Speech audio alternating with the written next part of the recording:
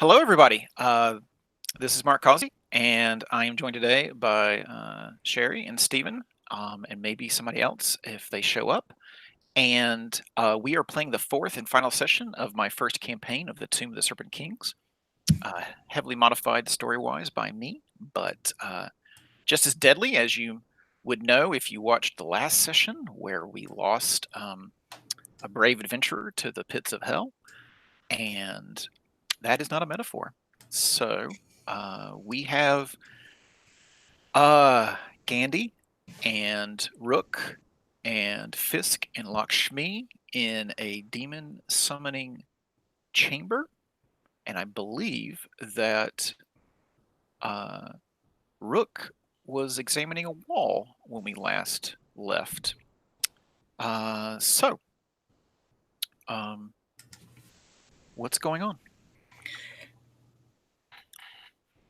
I think that I said I was going to check for breezes or Right.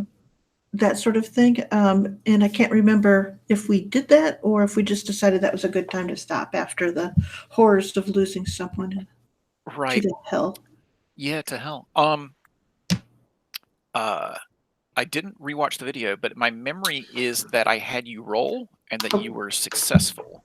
Oh, Because the roll was because there wasn't any breeze or anything like that, but I think you did find like a button on the wall, and you have found a secret door, and it leads to the south.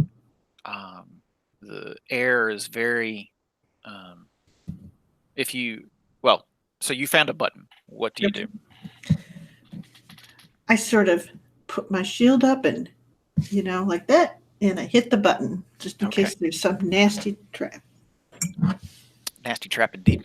Um, so you hit the button and you hear a click, and the the wall shows the lines that you could not see before, and it opens outward towards you a little bit. You can smell the air. It is very musty. Um, Probably hasn't been disturbed in a very long time. Okay. And I'll check back to see if Gandhi is ready to set forward. Yep. All Lead right. the way. All right, so I'll step in front of that door and swing it open. I'll keep my shield up just in case. But Okay. Okay. Oh, make sure. Are we looking? Yes, we're looking at the right. So, uh, as you um, as you step in with Fisk's light behind you, um, you see what you see what you think might be like a changing room. There are hooks on the walls, much like the room that you found with the cloaks and the swords, and stone benches are on the east and west wall. okay, what kind of cloaks or clothes are in here? Are they royal looking or um, ritualistic looking? More royal than ritualistic. Okay, um, and can I suppose if this is a waiting room and the other place wasn't a a place to get dressed up for particularly. Is it clear? We know there's another room to the south. Is that area clear or is there something in the way? Is there something in the way of the wall in front of you? Yeah. Um, uh, no. Okay. But there's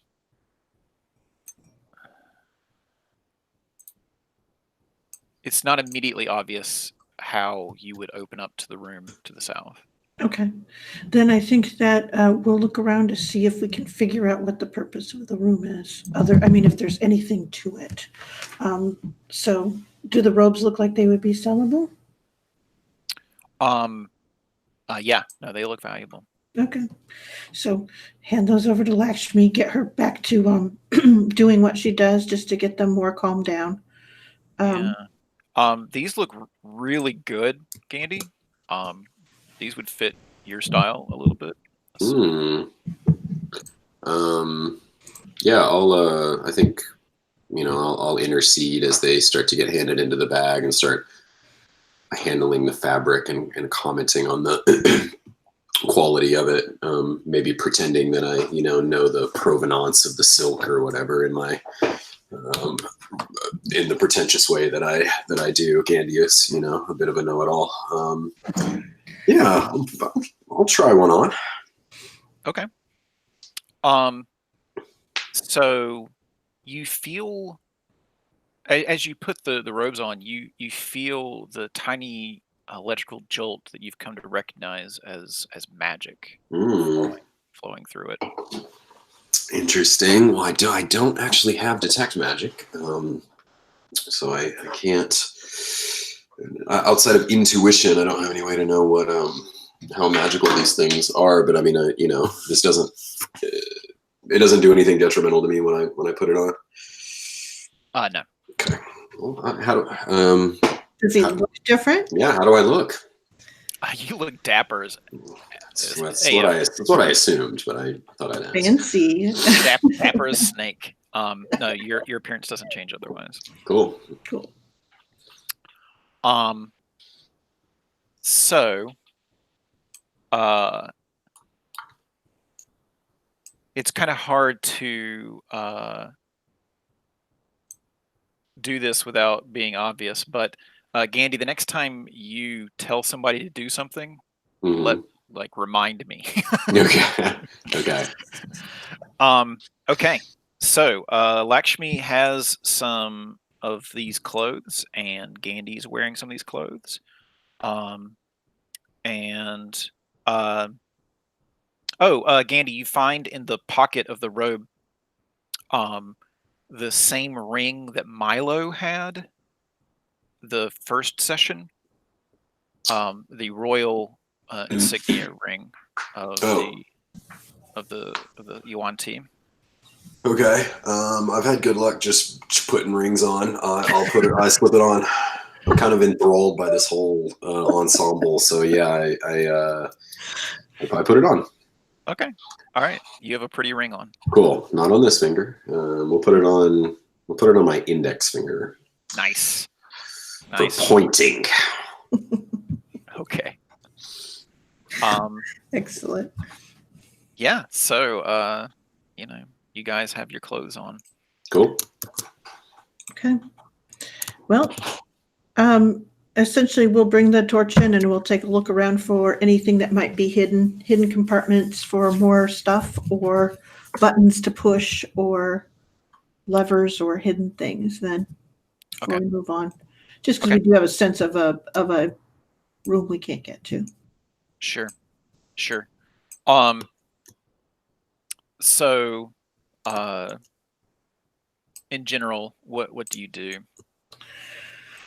Since the other door had a button to it, I will look for something similar.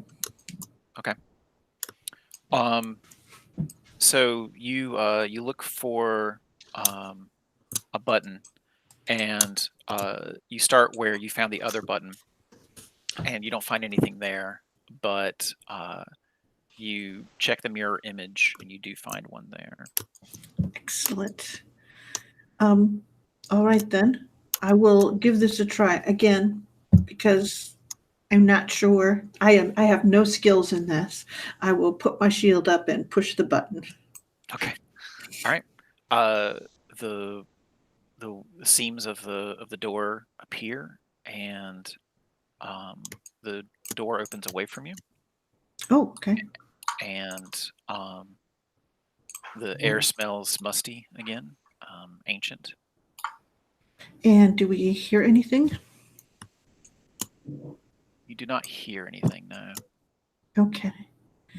Then I will very cautiously have Fisk bring the torch up, take a look through.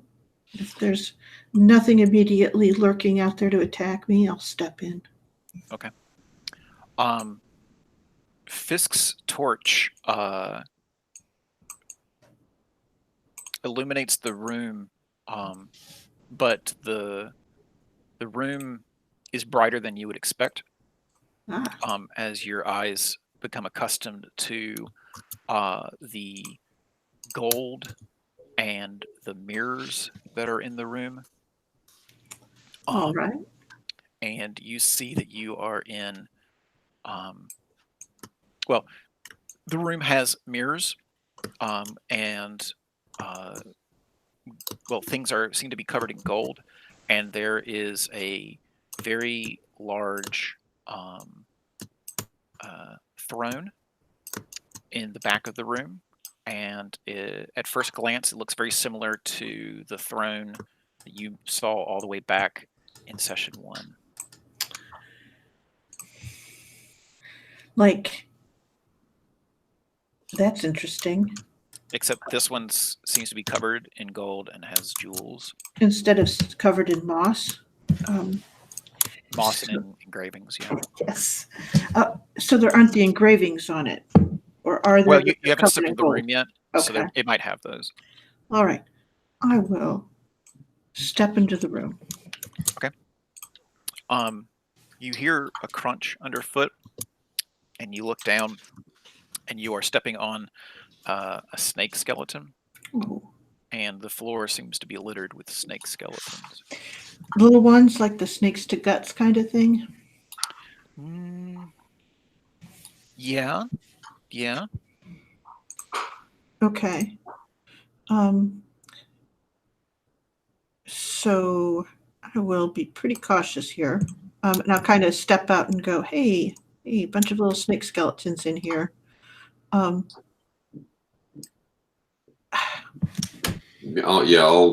kind of just follow in behind you, at least look around. I'll take my eyes away from my new raiments and briefly get back to the task at hand.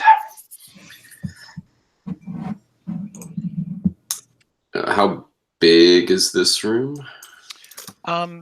This room is, it's about 20 by 20. Okay. Nothing. So you said it's full of the glint of gold, or the light is reflecting off of gold and mirrors. Or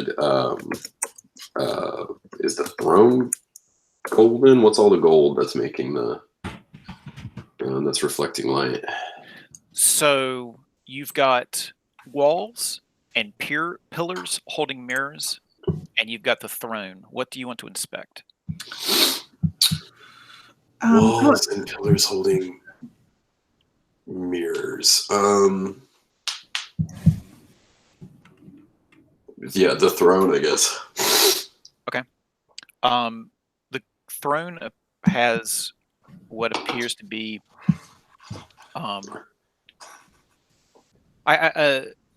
so I'm going to make an assumption that basically you like start poking at things with your dagger, because that's what you've done in the past. Yeah, that seems about right. So as you poke a little bit with the dagger, you can see that there's at least a few centimeters of solid gold in the throne. The thing may be made of gold, or it may just be surrounded by gold. But it is not just gold leaf. It is. It has a veneer of gold about it. Okay.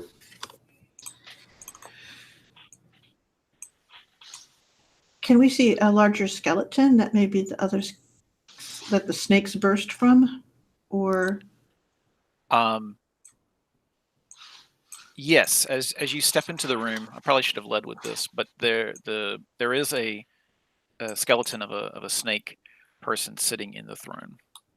Oh, okay.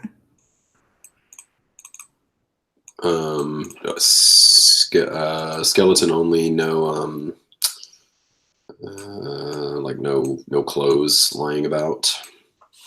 The clothes that are lying about have like decayed over the years, Okay. and are mostly rotten.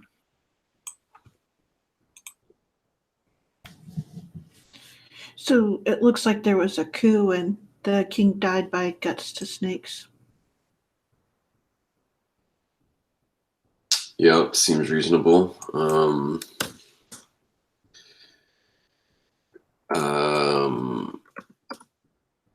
So as and you're the, standing in the room, the bones of the skeleton in the throne begin to glow blue a little bit.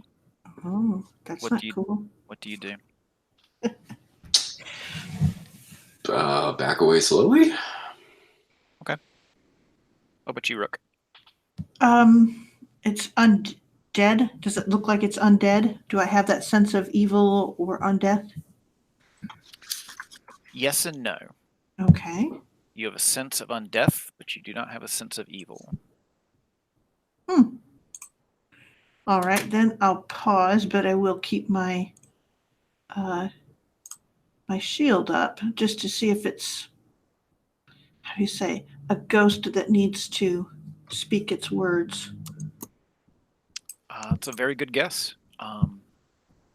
A ghost emerges from the bones, and you see before you what may very well have been the last Serpent King of the Yuan Ti. Its its head is not adorned with a crown, and it speaks with a language that only Gandhi understands. As I as myself and Fisk or Lakshmi a little bit, so it's not evident that I'm wearing that I've purloined this ghost's clothes. Welcome to my crib. No. That'd be so funny though. MTV's OSR cribs. So, who are you? Why are you here? We are. Well, we came here looking for goblins. Goblins. Goblins indeed.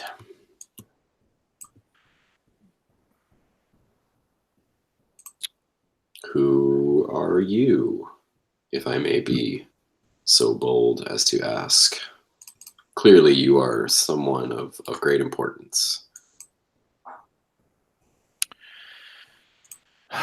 I was before foul ZZ Manter appeared.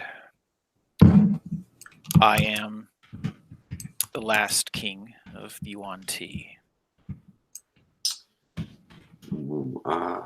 ZZ Mancher killed you? Yes, I met my fate at his foul hand. What became of ZZ Manter after? ZZ Manter has been experimenting on what remained of my people for many years now. And Go on. he comes by every so often to gloat at me. I thought that you were him, but I can see that you are not. And it seems like ZZ Manter is not someone that we would get on with very well. Truly, there is no abomination greater than the traitor and foul wizard that is ZZ Manter.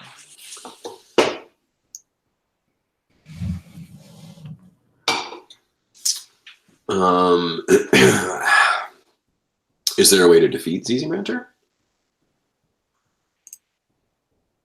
I could not find one. But surely if he were to somehow find himself at the bottom of the chasm, he would at least have to spend many years trying to find his way back up. I see. Bottom of the chasm.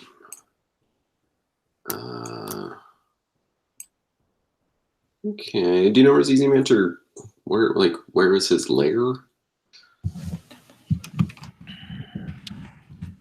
He tells me that he took over our temple to the east. Do goblins ever come through here? What I think you are referring to are my lost children, whom he corrupted as well. They are... what's the word I'm looking for here? They are febrile and think no further than moments in advance. They spawn from a pit that he has created. They are both precious and an abomination as well. That is interesting. A lot of dichotomies in this dungeon. Okay. Well, I kind of, let's imagine I'm just translating all this to Rook kind of as it comes in. I give Rook the synopsis kind of in real And time. she will ask, does he know why his children would steal silver? Oh yeah. Yeah, is silver of any significance to the to your children?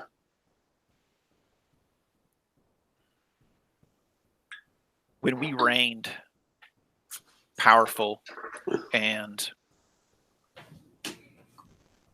horrible, we were employed as assassins, and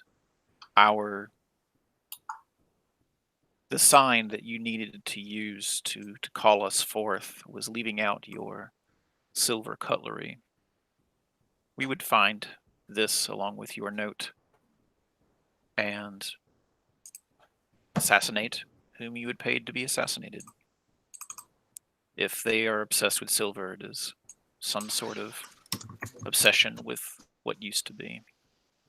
Because they've become corrupted, so they're kind of holding on to the vestiges of their past lives. Or perhaps they're trying to hire some assassins. Maybe to kill old ZZ Mantor. Yep. All right. Well, what do you intend to do? You talk of slaying ZZ Mantor. Is that? I mean, I would like to.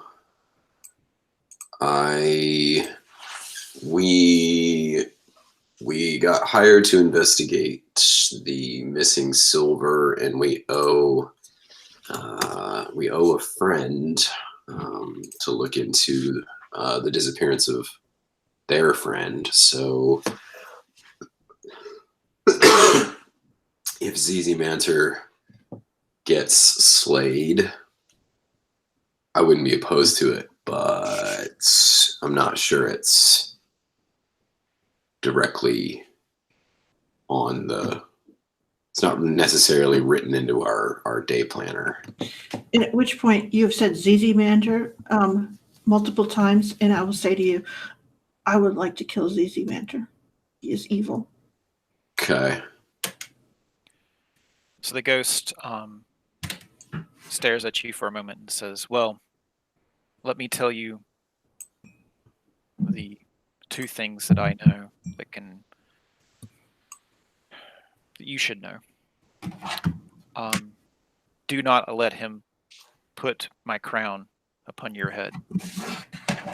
His thoughts will be driven into you, and you will become but a plaything to him. Good advice.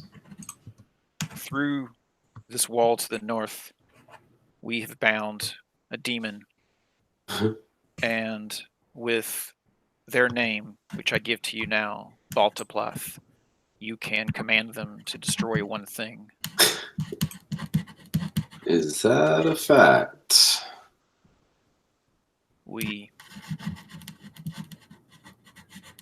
They could not destroy ZZ Mantor, but I think that they could assist you if you were willing to tempt your soul to the hells. Sure. Yep, that ship might have sailed, my blue friend. But I appreciate the input, especially about the crown. Now, there has been a crown that you guys have seen and sold, but compared to this throne room, it would be like a child's playground in comparison. This room is worth thousands of gold pieces. Okay. So okay. So yeah, I assumed the crown was something ZZ Mantor had on his person. Yeah, I didn't know if you guys remembered the. Yeah, it was I worth good definitely money. hadn't. Yeah. Yeah. Okay. Okay. Well, Rook. Let's go see if we can free the person who was kidnapped. Yeah. That may give us some more hint of what's going on. Do you not like all of this stuff with Shma and with the callback to the assassination times? Yeah. Let's do that. Yeah, we were headed south from this kind of area of the map. Yeah. Yeah. Okay. I think we had a sense that going south would be where the goblins were. Yeah. Okay. Well, thank you. Sorry, what was your name again? His last act was to rip my name and my family's name from all of our minds. Oh, that's terrible. Well, if we can defeat this evil, we will do so. If you cannot, please find a way for it to never leave here again. We may suffer under his foul magics, but no one should have to be turned by him again. We will do what we can. And the ghost fades back into the skeleton on the throne. All right. Okay. Well, shall we head south? Yep, let's see what's going on there. Okay.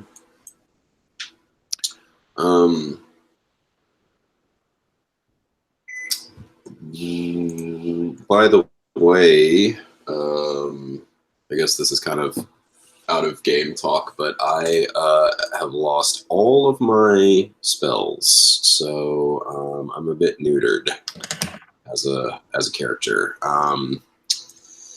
Do we want to maybe swing back to the village and have a pint and rest up before we continue any further, or maybe we can take a little bit of the gold that's here, take that back, and whip up in some ways that might help us to what do you say, I wouldn't mind having some spikes and things like that if we end up just having to spike Zizimander into where he is so he can't get out. Right. Okay. Yeah, is the gold that's on the throne, is it able to be sort of broken off or pried apart? You know, we can't take the whole throne out of there, I'm sure, so. Well, if 3 people did nothing but carry, then you could carry the stone out. They carry the throne out, excuse me. That's hilarious. I don't know how we'd steal that, but I mean how we'd sell that. But yeah, you can spend some time like removing gems and What about those? Are the mirrors like hanging on and are they hanging on the wall? Are they adorned? Are they golden and adorned with jewels as well? they are sitting on top of pillars.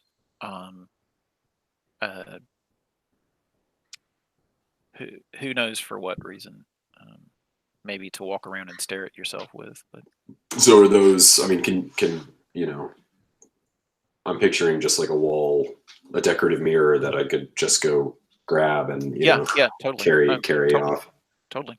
Yeah, that seems. Maybe we can leave the throne in place in case we can. I don't know. In case we find someone who wants a golden throne, but in the meantime, we can haul some mirrors back to town.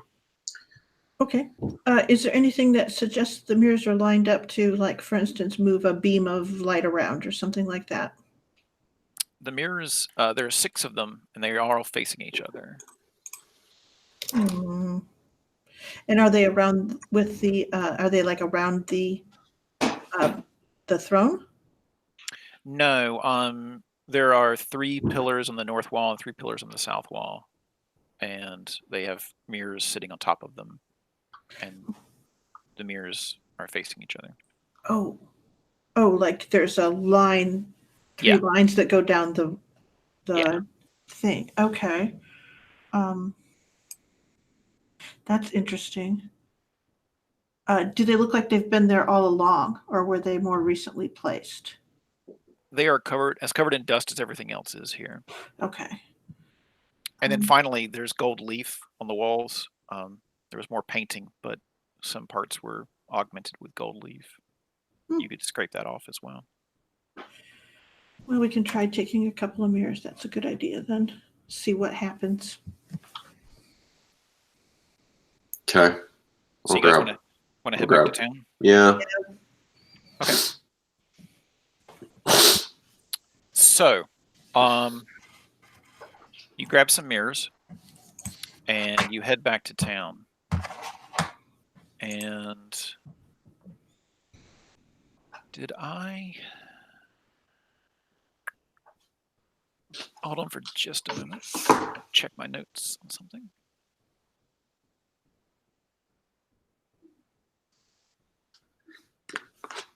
No, I did not. So you said you're going to head back to town, sell some things, have a few drinks, etc. Okay. Yeah.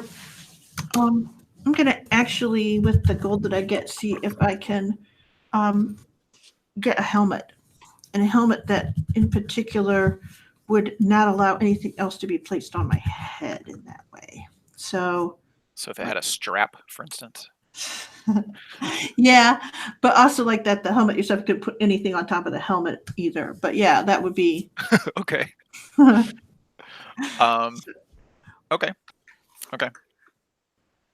I'm sure. You Lakshmi has the stone snake that you took out of the door that leads to the throne room, which you could not get to open.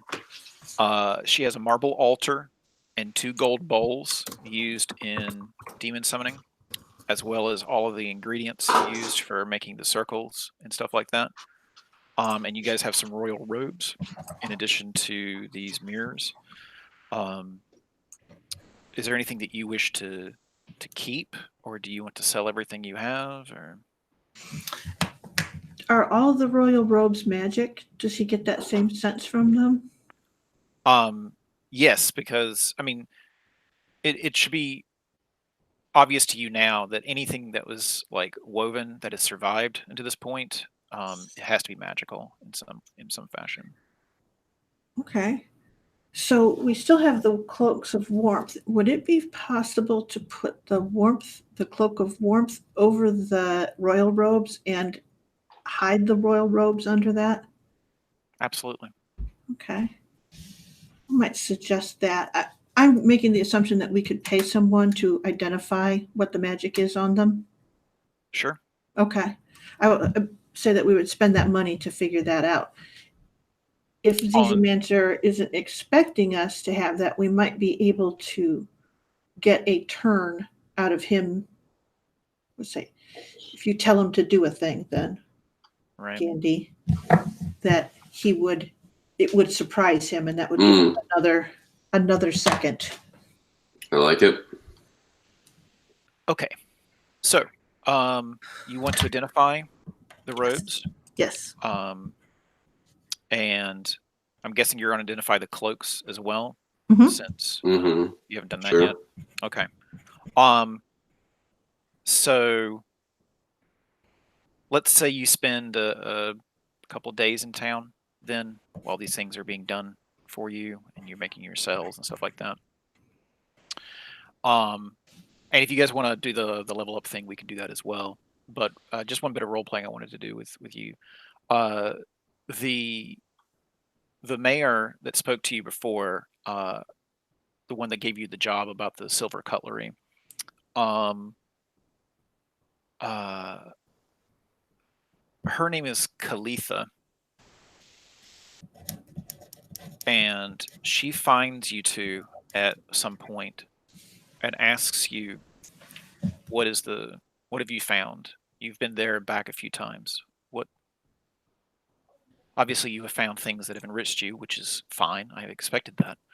But the mission I've given you, what is the status? Let's see. There are a set of strange goblins down below. They have been collecting the silver. It harkens back to the assassins, the Yonti assassins. She makes a quick religious gesture. Mhm. Some sun god that she worships to protect herself. When you say that, she says, "But we haven't seen them in generations." They themselves don't exist any longer. Those goblins live in the place, have, and she goes, and the place speaks to those things. And then she goes, and there's a dangerous wizard down there of the Wanti, I think. So we're gearing up to take care of that.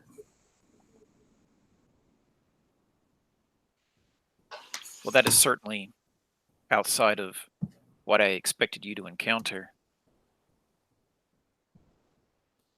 Do you think you can accomplish this task? I think we can certainly take care of the goblins. And then we will set that right and take care of the wizard if we can. And she turns and goes, if you're okay with that, Candy. Yeah, I'm helping myself to a glass of brandy from her side table without asking, and yes, indeed.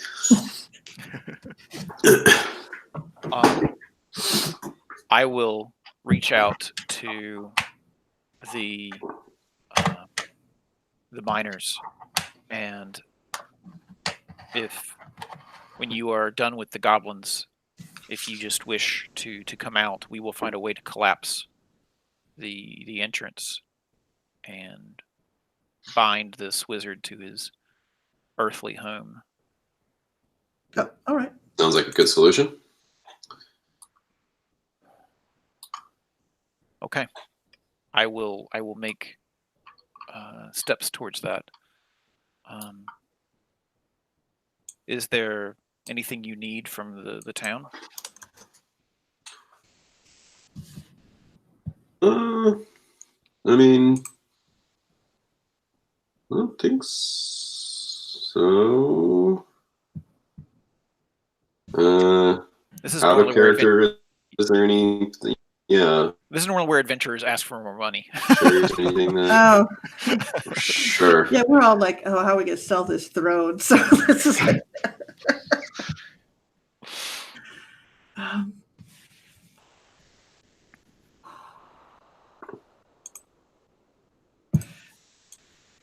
and I think she sort of stops and says,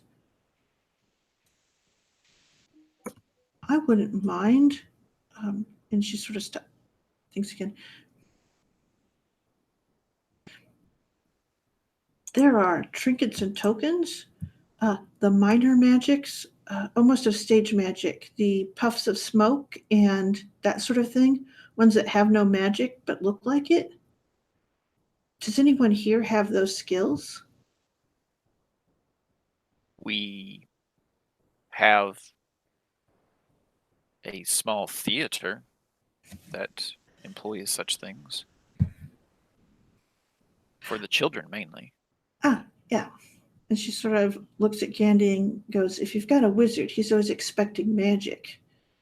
But if something looks like magic, it isn't. It's another thing that can throw him off. Sure. I like this out of the box thinking. I'm interested. Good, then we will go there and see if they have any of the things that might help us. Okay. And essentially what she wants are just like the little smoke screen bombs and crackers and bursts of light kind of things. Okay. So, you've sold some things. Mhm. You've had some things identified. I'm assuming that you're not selling the demon summoning stuff, because I think if you would, if people like for someone to recognize what it is that you have to be able to buy it from you, may not let you be in town much longer. Right. But if you want, I think we had talked too about seeing if we could eventually, and this would be an epilogue kind of a thing, but find someone to replicate the spell that we could try to bring our friend back. right. Yeah, so you need that stuff. Okay. Yeah. Okay. Okay. So after purchasing a helmet of your liking, Brooke, Mhm. And having some things identified and selling some stuff, you both have 20 gold each added to your pockets. Okay. The cloaks that you found early on, while they are warm, that is not their magic. They make you very quiet. And the robes, the 2 sets of robes, are robes of command, and basically have charm as a spell woven into them, and they have a usage die of 4, but they reset at the end of a month. Mm.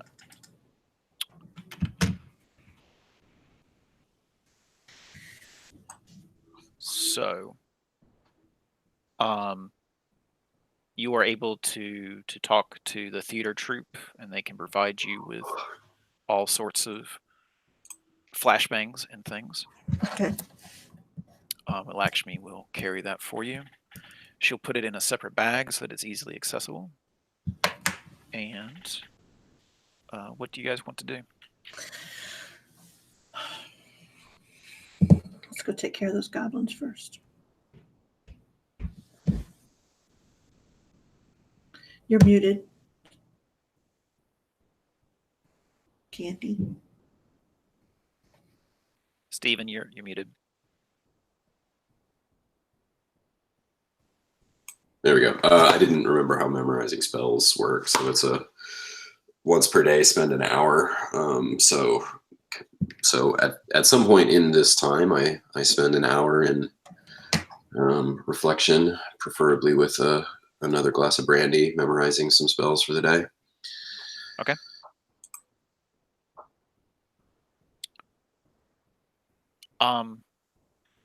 As overpowered as it might make you be, if you want to tell some more stories, you guys can level up. I mean, yeah, whatever. Rook, do you wanna go up a level? Yeah, sure. Got the money for it. Let's see here. So, let's see. So we're going to be hitting in about 15 minutes. We're going to hit our first break, and by the rules, I need 3 stories from each of you. Oh no. So let's just not do that. If But that's this can okay also with you guys. be just. Okay. What were you saying, Stephen? I'm sorry. Yeah. I was gonna just Yeah. be like regaling townsfolk with our, adventures in the dungeon thus Yeah. far too, right? Yeah.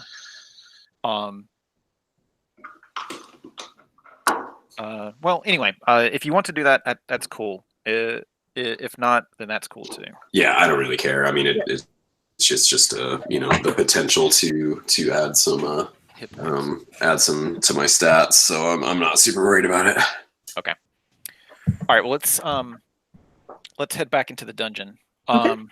Where do you want to go? You have access to an area leading to the temple beyond the giant snake.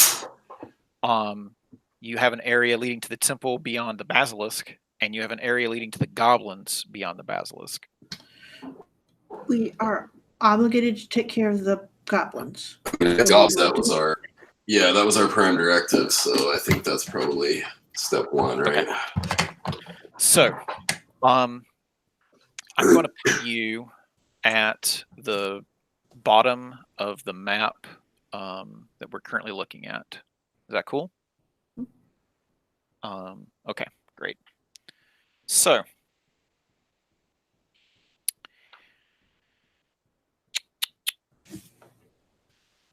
before you is a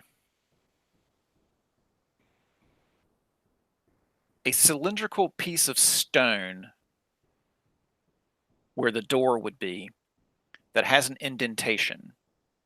So imagine a dented barrel. And you can tell that the barrel spins. There's enough room in the dent for 2 people at a time. What do you do? Well, I would definitely want to spin the barrel with, like, I would want to do a test run. How about myself and a shield?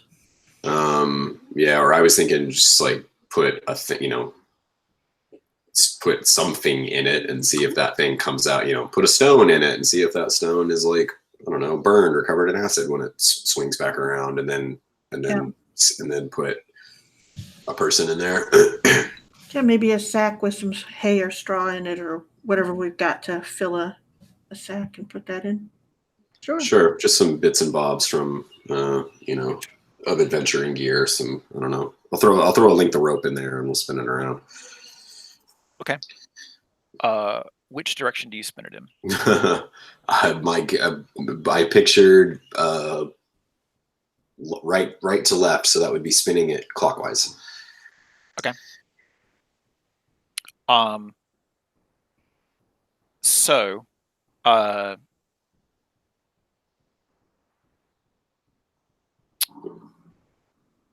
you spin it about 90 degrees, and you hear nothing. You spin it another 90 degrees, and you hear nothing. You spin it another 90 degrees, and you hear a loud ka-chunk. and then you spin it another 90 degrees, and you've got your stuff in front of you, except the sack with hay has a hole ripped in it. Okay. Same rook, same thing in reverse, spin it the other direction. Yep.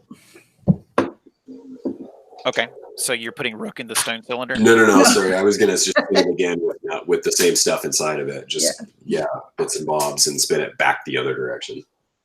Okay. You spin it counterclockwise. You hear a ka-chunk. Okay. You spin it 90 more degrees. You hear nothing. Nothing. Okay. 90 degrees, nothing. And your stuff is back in front of you with another hole in it. Okay. Yeah, that's kind of what I imagined. So, So 9 o'clock is death. that would be 3 o'clock, right? No, wait. 9 o'clock. Well, it depends on which way you're looking. From the way you guys are facing, 3 o'clock is death. Okay. Yes.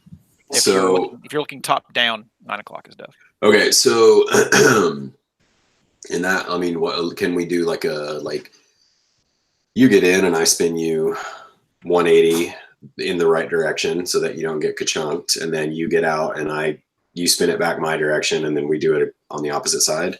That sounds great. Okay, we do that. Okay.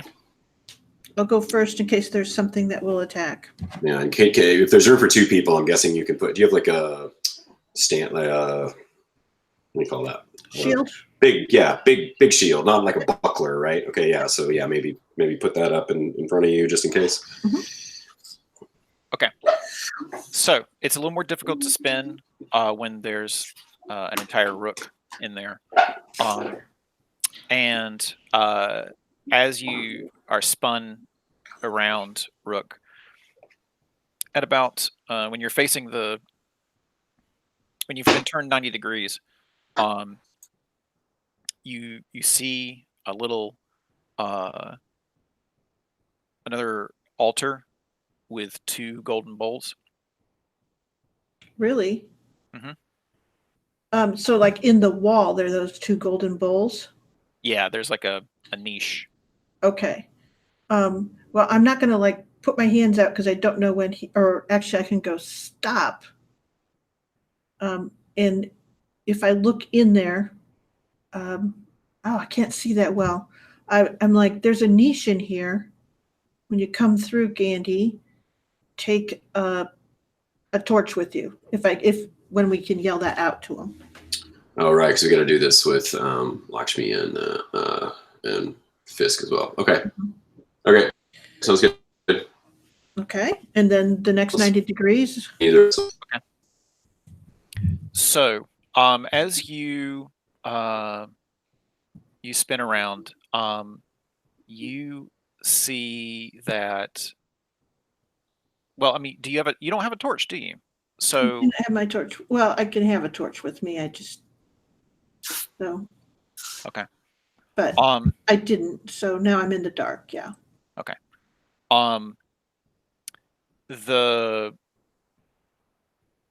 You smell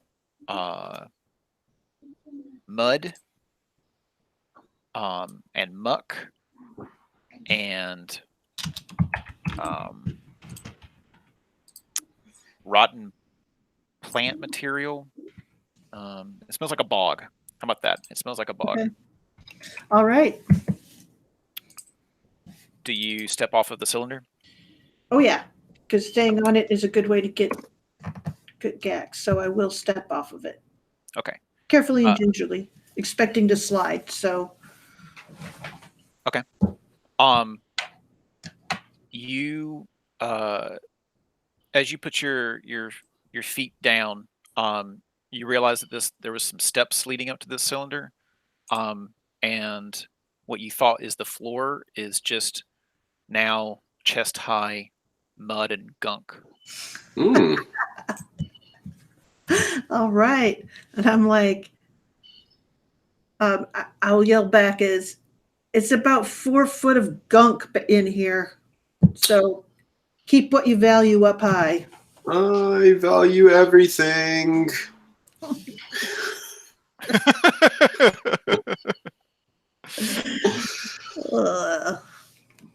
Okay.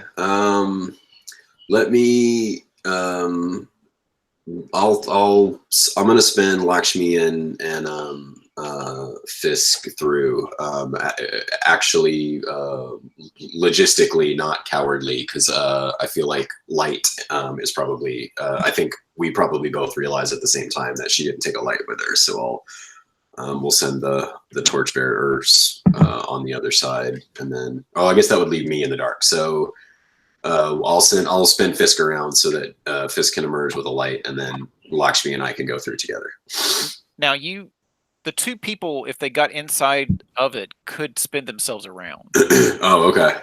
Okay. Well, there's 3 of us, so we've got kind of a wolf chicken sack of feed thing going on. So I'll just send Fisk around so that Rook has a light, and then Lakshmi has a torch, and then she and I will go through afterward. Okay. Together. Okay. So, there's a rule that I haven't been using, but you guys would have known. Like, so, Rook, you would have known to go into complete darkness could possibly trigger a panic attack in this game. I recognize that. Okay. Not helped by the fact that she's standing up to her chest in muck. So I think I'm going to activate that rule. Okay. So let me bring up the notes for that. And this is where it gets really scary, because this has nothing to do with your stats.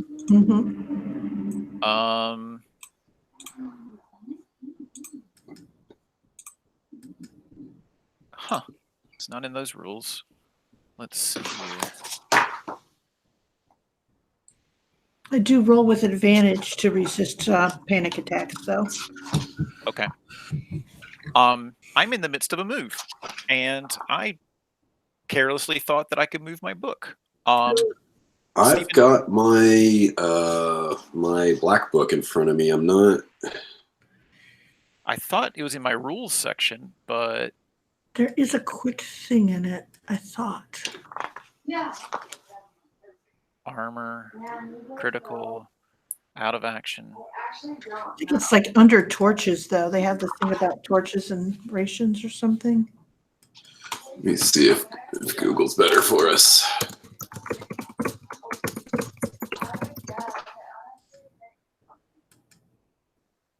Huh.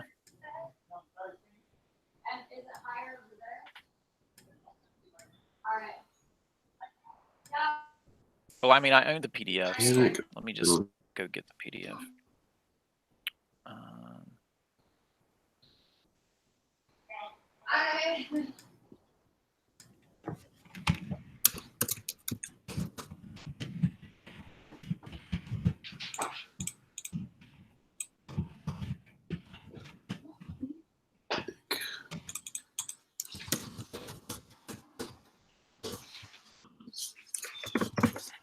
It's a, let's see here.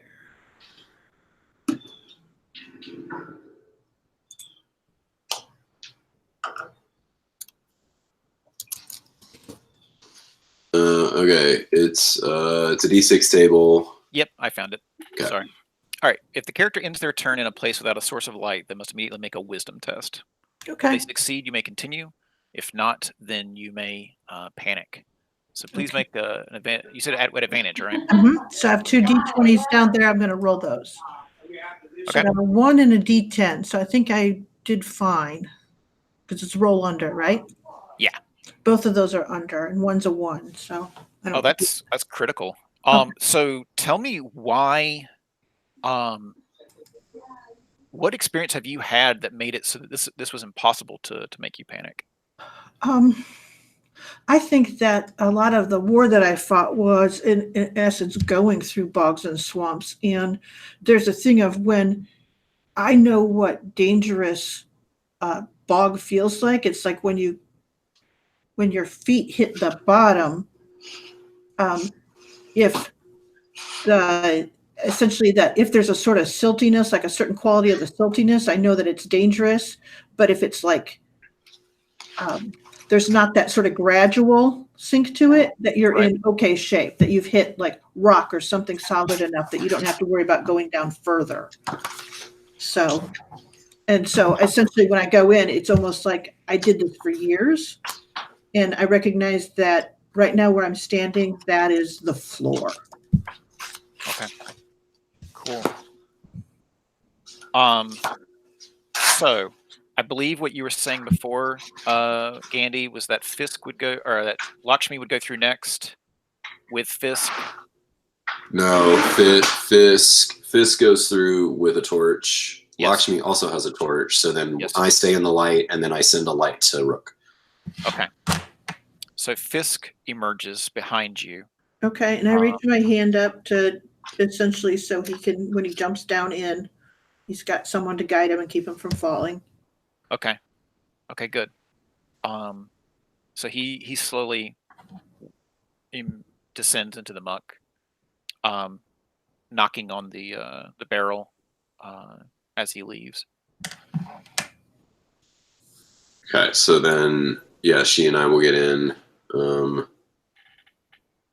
Torch, out of my face, not burning, and yeah, we'll spin part, 90 degrees or whatever, and you said you can just this isn't like another chamber, it's just a little altar there with the golden bowls on it. Yeah. It's kind of like at certain churches where you have like some holy water, that you can like cleanse yourself with. So, but there's no water in the bowls anymore. Okay, I'll snag those on the way through. Okay. I will add that to your stuff. Spin us the rest of the way around, and Okay. see that this is filled with muck, and do not step into it. I'm picturing Lakshmi behind me, like, okay, like, let's go, and then I'm just standing there staring at this muck filled room, not wanting to get in. A sartorial nightmare, if you will. Indeed. And as Gandhi stares at the muck in horror, we will take our first break. All right. Sounds good. Be back at 28 after. Okay. Sounds good. Thank you. Yep.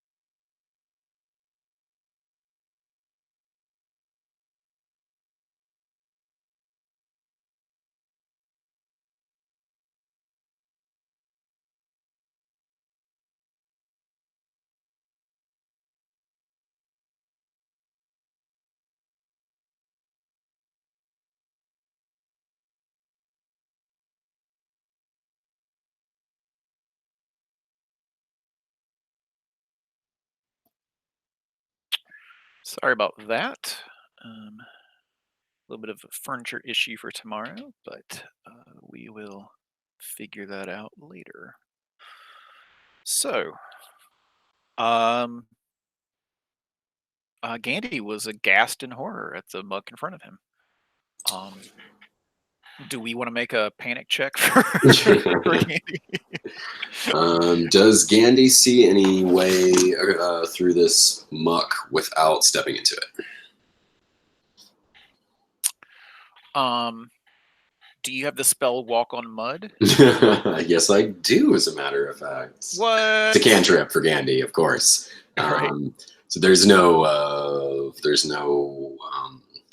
ledge or high ground or things float, broken columns sticking up above the muck that I could hop along to. That's a great question, and I love the thought of it. Let me think about the purpose of this room and give you an answer.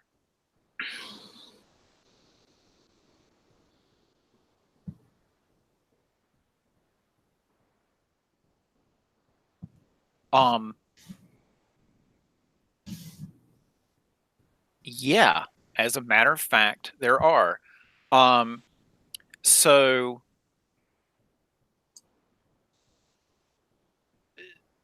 this place used to have a whole bunch of crates, like it was a storage room.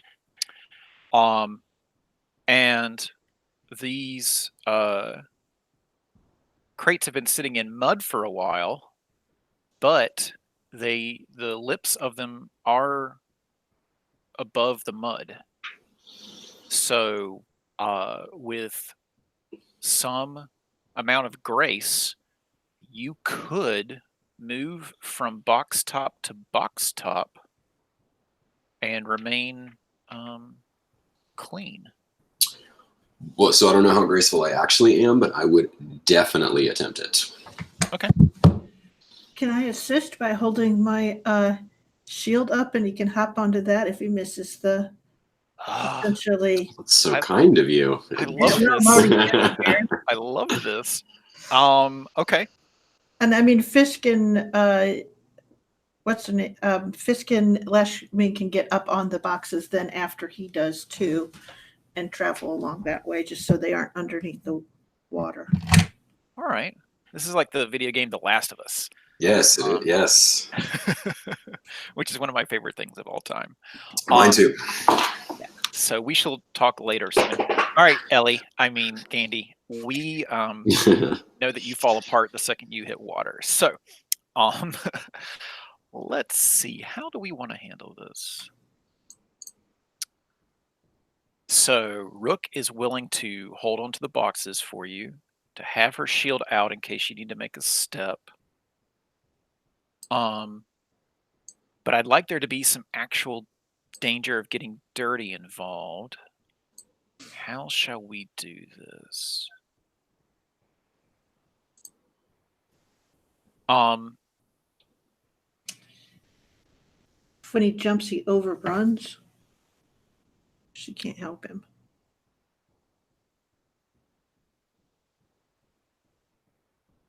And the threat of me just falling, one of these boxes could easily be weakened. Like I could easily just step on what I thought was sure footing and fall straight through.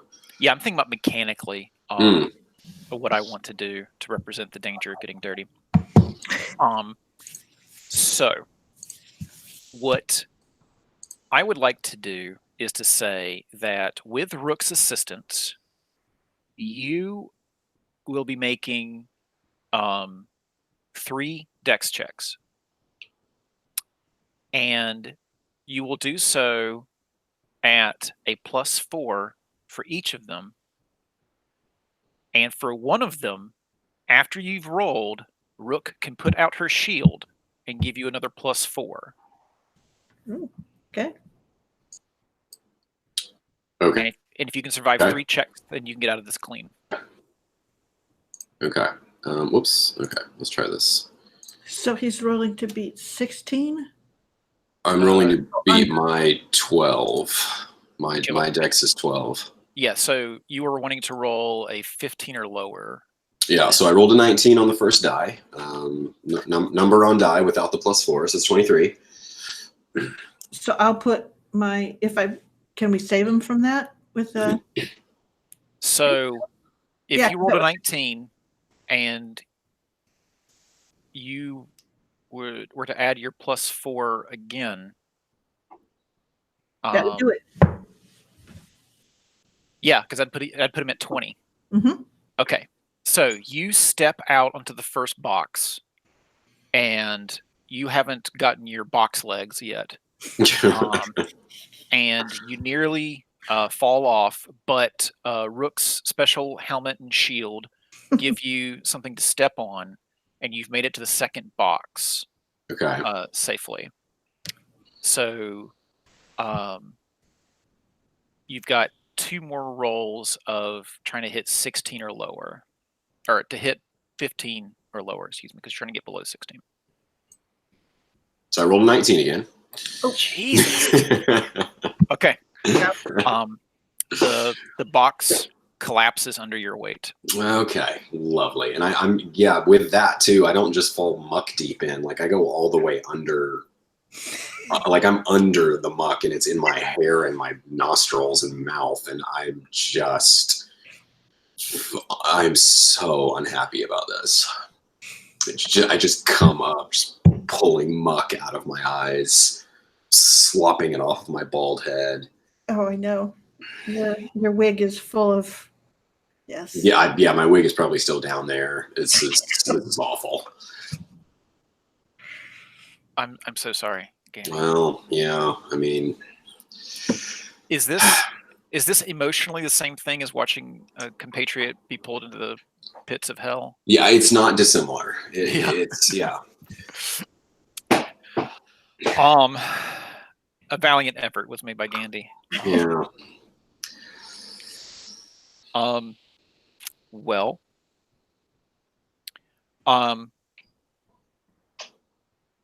one thing that good comes out of this is that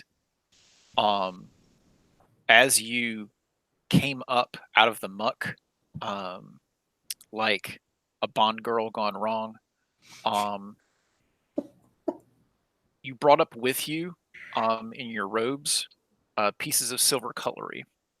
Oh. Okay. So that's something, I suppose. Gandy is not. I probably even just like start chucking these. Like Rook actually hears like silverware plinking against the wall as I'm just chucking this stuff, and she's like, "Wait, what has happened? What is that? What is that?" And I finally look at it and toss it over to her. All right. So we're like, okay. So these goblins have stolen this stuff and then dropped it in here. Or it was here from before. Yeah, I did just break through a box, so I'm kind of thinking it was like in the boxes. Oh, like these are boxes and boxes full of silver cutlery? I mean, yeah, I don't know. Let's check out one of the other boxes. Okay. So Fisk and Lakshmi still stand up by the barrel. Is that correct? Yeah. Okay. So as you open boxes, you find that they are stuffed with hay and silver cutlery. Okay. Wow. Okay. Possibly from decades of assassinations. Exactly. Okay, we're gonna have to get all of this stuff out. Yeah, it's gonna be hard to extricate this from the muck. And I sort of look at Lakshmi and Fisk, and I say, "Would you guys be willing to help with that? You'll get your cut of it." They look at each other, and she's like, "They did keep us from turning into stone." And Fisk is like, "We'd like to increase our cut." I mean, that's fair. Yes, fine. However, we're not getting any of this out of here right now, so let's perhaps discuss that in a more comfortable location. Okay. Okay. So there's one exit from the room that you're in, stone steps leading up again, and it splits off to the east and to the south. Mm. Are you going to put that room up on Roll20? Oh, I'm so sorry. No, I'm so no, don't apologize. I can do theater of the mind too, but I'm a little slower at it. I'm staring at it in my book, and I'm like, obviously everybody sees what I'm looking at. Let's see. How does that work for you? Let's see. Oh my goodness, sure. Oh, there we go. So you're on the left, in the middle. All right. Okay. And these look like uneven caverns? In the original game, they look like uneven caverns. In this, they look like cellars that have been like With the water, the walls have kind of fallen in? a little bit of that, yeah. But this mud looks like it's been either summoned or brought in from the outside. Interesting. That is interesting. Okay. All righty. So, and does it look like it's been here for a long time? The mud? Yeah. Like decades or I mean, they're the boxes, so they haven't rotted completely away. Yeah. They've been here a while, but not like decades, no. Okay. All right. So I suppose what we'll do is head through the exit and check out what we see from that hallway to the east and to the south. Okay. So as you walk up the steps, some of you covered in muck, some of you more covered in muck than others. The first thing that you see are muddy footprints, muddy goblin-shaped footprints, and they come from the east and head in your direction and head to the south.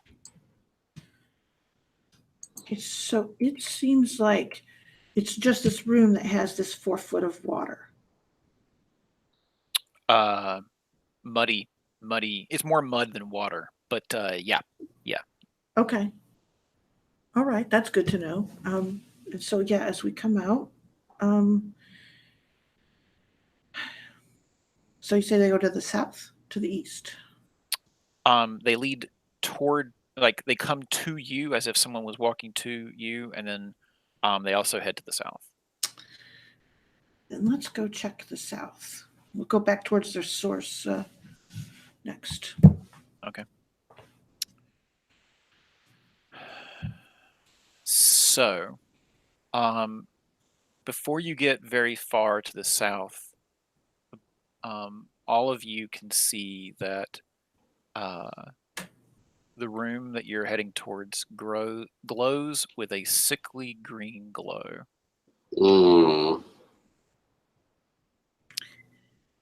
Okay.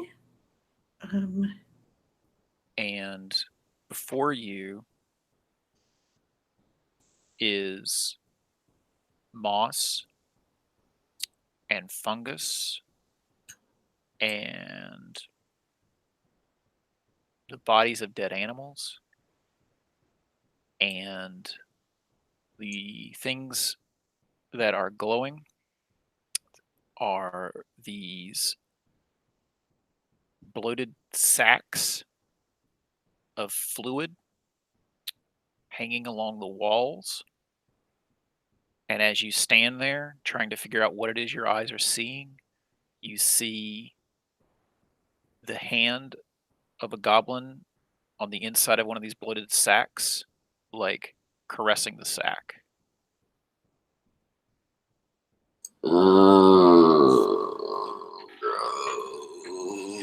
Gross.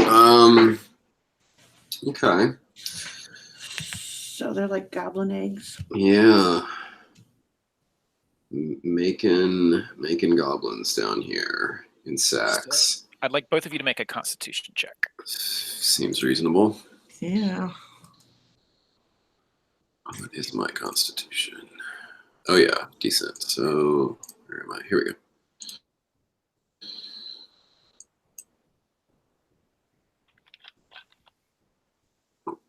Oh, except I missed.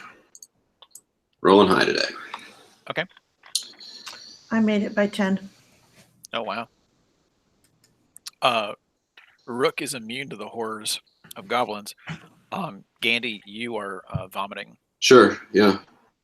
Like a rookie cop. Yeah, right. Rook, over the sounds of vomiting, and then the retching that Fisk and Lakshmi are doing to try to not vomit, you hear something stirring to the west, to the east. I will go and check on that in case we have a attack coming from behind us. Okay. So I will step between the others and that entrance. Okay. Can I see anything? You can. In that room, you see the bodies of goblins strewn about, sleeping, and what appears to be a throne made out of mud in the center of them, and the glint of something shiny at the throne. Our friend's friend is not there.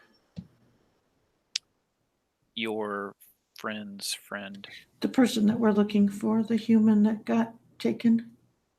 Maybe. Okay. I will gently guide Fisk over, or more correctly, his torch, so I can see a little better what's glinting. Okay.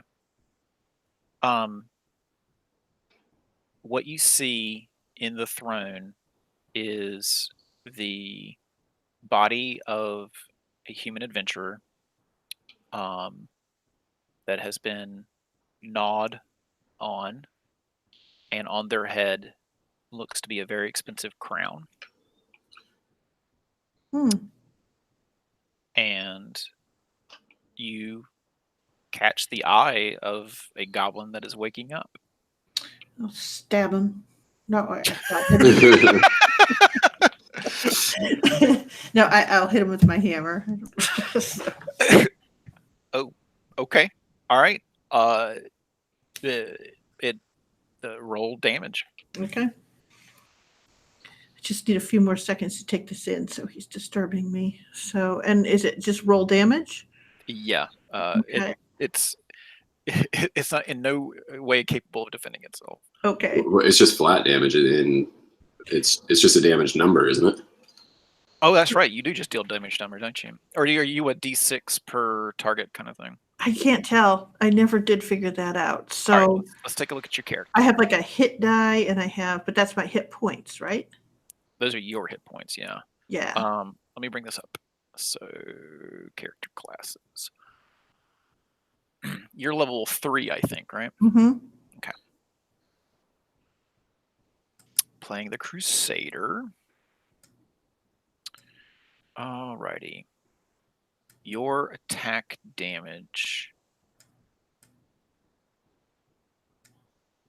Your attack damage is 1d. If you're using a Zealous Smite against an undead or demonic creature, then you would roll 3d6 and ignore armor. Otherwise, since you are armed, under your attack damage line, it says 1d6. That seems paltry, but I have no sense of scale in this game, so I will roll. So the reason that it's paltry is because the fighter continues to grow in damage and they don't take that away from them with the other classes that they've made. Got it. Okay, that is no problem.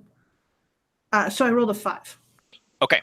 So I imagine you've got a torch in one hand and your hammer in the other, and this goblin brings its fists up to its eyes and kind of tries to rub the sleep out of them.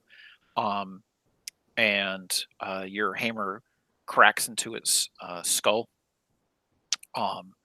And you basically see this, what looks like moss and mud just kind of splurt out of it, and it falls to the ground and doesn't move. Okay, and I do this. I'm not even thinking. Lift my hammer in my hand. I go like that to like the room at large, just willing it to be silent for the moment here. So it looks like they've been eating this person. Yeah. And that person is dead, right? Yeah. Okay. And that crown, I'm like, I need something to throw over this body because I can't have my people seeing this. So there are goblins on the ground sleeping in between you and the throne. Ugh. How many? Your torch doesn't fully illuminate the room, so a dozen more. Okay. Yeah, can I do? I can. She'll step back. I'm doing my I can motion to Rook and do like a. I'm doing like a.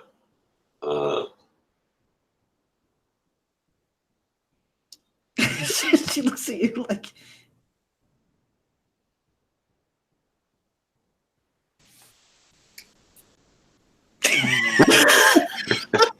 I mean, I know what he's trying to say. I think Rook has no idea. So I think Rook trusts Gandhi, though. And then she gets it. The frog. I love this pantomime that's going on. All right, she'll step out of your way. Yeah, I will. I'll chuck my frog grenade. It's not a frog grenade. I You summon a frog, grenade. and moments later it explodes. Yeah, You're it's not a frog chucking the grenade. frog. You make the frog appear in front of you. Well, sure. So. Yeah. Can you summon several frogs and like then they start? So it has a usage die of 8. So I mean, at the very least, I can do it 3 times if I rolled a 1, and a 1 or a 2. Yeah, but they probably have to make it the whole time in order to explode. So it's not like you would set off a. Yeah, no, these, it would be one at a time, and then I could recast it. So, I will, I will do this unless you give me any reason not to, because you established that the person, the human that we were potentially here to find is not in a findable state. At least the one in the throne is not in a findable state. Yeah, I mean, I can make short work of. I'm hoping a lot of these goblins. Shall I? Okay.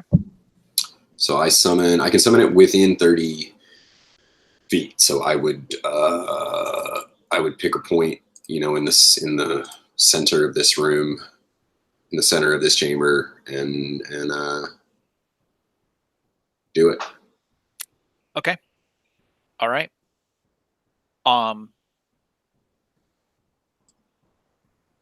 So if you want to clear this room using the method you've described, you could do so with 3 frogs. Okay.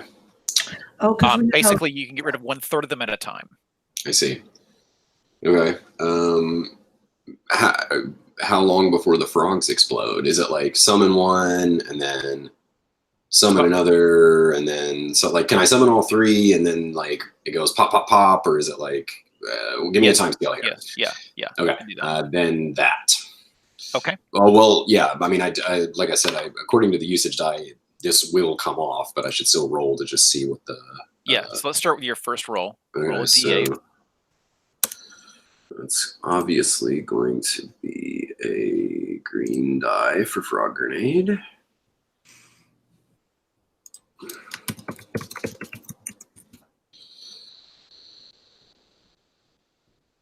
Okay, frog grenade is a 6, so doesn't expend on the first one.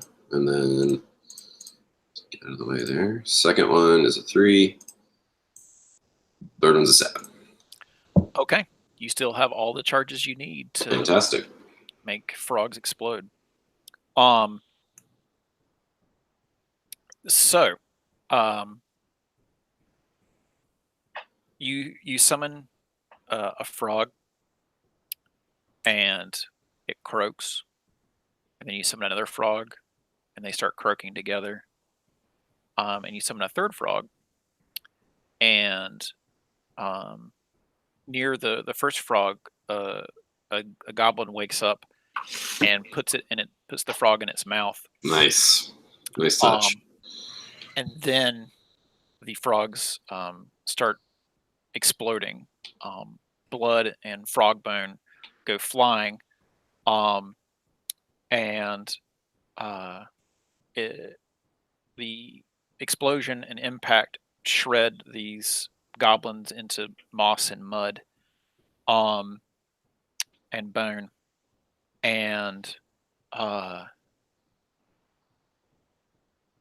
it is a cacophony of the sounds of bodies exploding.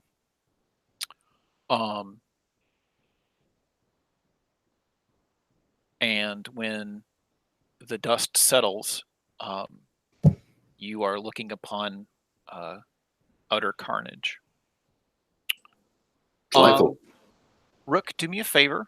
Okay. And roll 3d6 for me.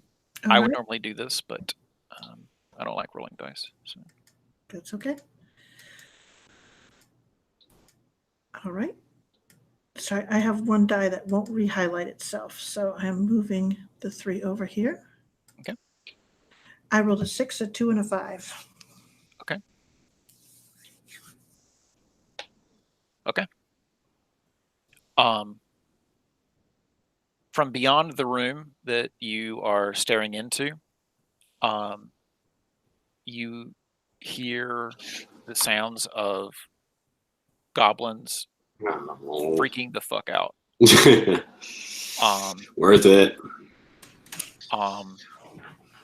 And so you have a throne in front of you, the body of a dead adventurer. To the south of you, you've got a room full of goblin eggs, and further to the east, the sounds of goblins running around and doing something. Okay. What do y'all do?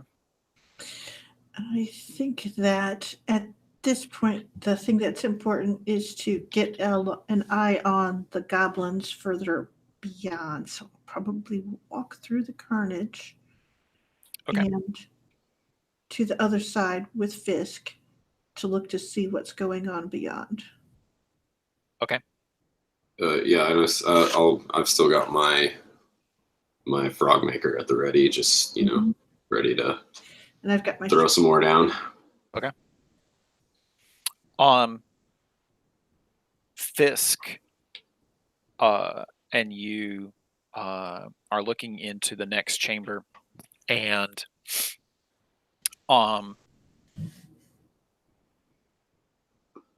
Fisk says, "Oh dear gods," and you see 24 goblins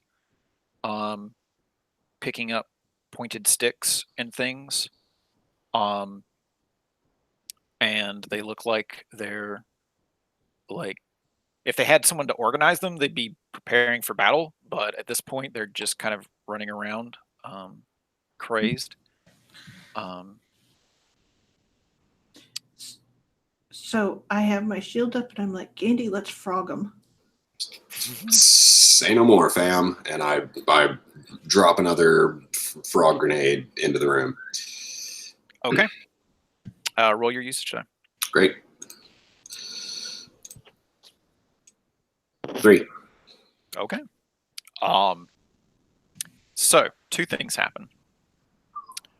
Well, 3 things happen. A frog appears, and a whole bunch of the goblins come to a stop and stare and approach, and then the frog explodes. The goblins that saw this happen, that didn't get torn to shreds, take a step back and then turn around, and now you have the full attention of the remaining 20 goblins. Okay. Okay. I mean, I don't see any reason not to just keep lobbing frogs at them. Okay. Unless Rook has a different idea. Okay. So 2 things. 1, we're going to roll for initiative. Okay. 2, we need to roll for morale for Fisk. Okay. So I don't know what the morale rules are, but you guys can go ahead and roll for initiative. Okay. And that we're trying to roll under our decks? Yeah. Okay. See if I had that.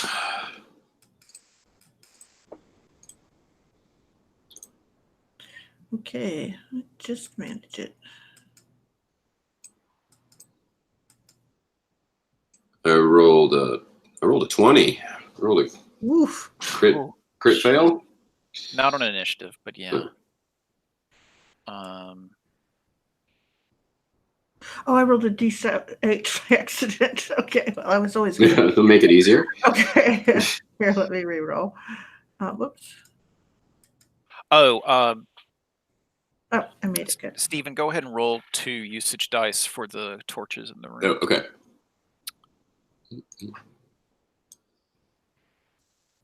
Lakshmi's torch, and I'll just roll the same one because I think it should still be on the. Yeah, they're both fine.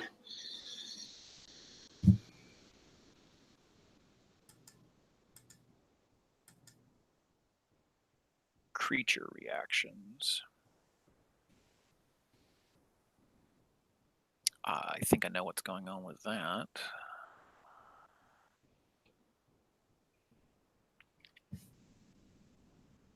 Okay.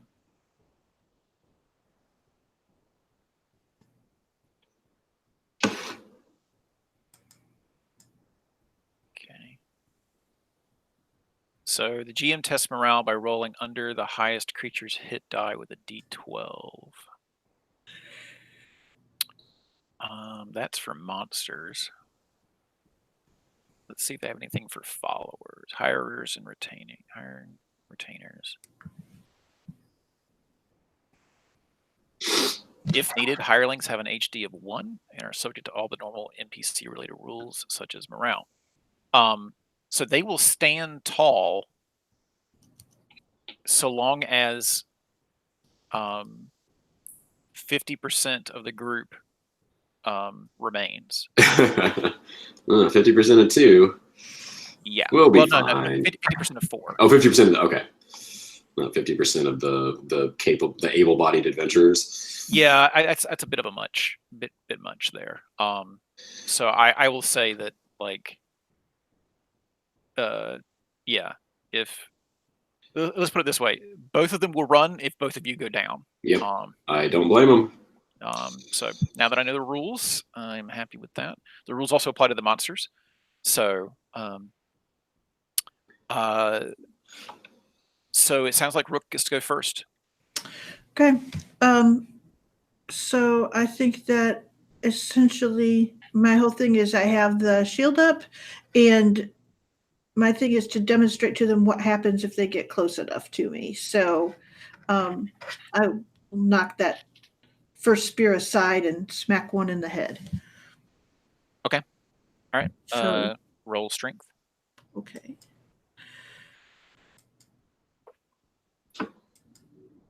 That's a 5, so I know I made it.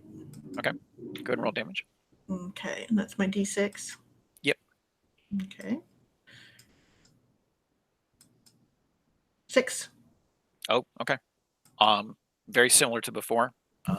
You knock its head off. Okay. No special rules for goblins in the book. Cool. We are down to 19 goblins. Seems fine. And now the goblins are going to try to poke you guys. And I swear I'm not just saying this because we rolled initiative. I cast shield on myself before we entered the dungeon. I just didn't mention it. But when I cast it and rolled to see if I remembered it or not. I just forgot to mention it. To the GM. But Gandy's going nowhere without that spell around him. Okay. All right. Well, given that you spent 2 sessions not casting a single spell, that's a fair point. I'll let you cast this one. So don't forget that we have rules for armor. Rook, I need you to make 3 dex checks. Okay. As goblins try to stab you with their spears. All right, let me check real quick. So I'm trying to. That's not my best ones, but. And Gandy, you will need to make 1 dex check. Okay.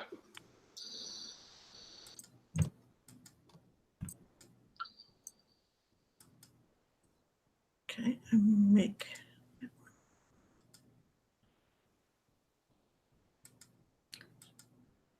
So I make it twice and I miss it once.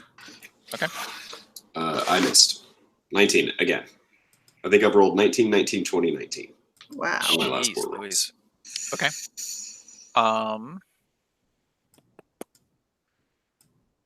Roll for your party.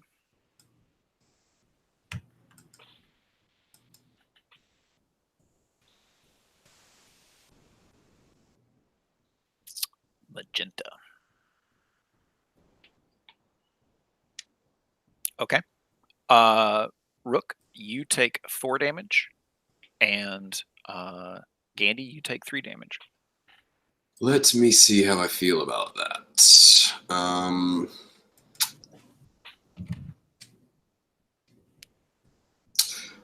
gonna take it. Okay.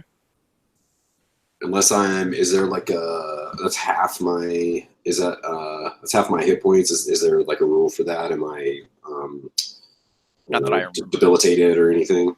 Not that I remember. No. Okay, I'm gonna take it. Okay.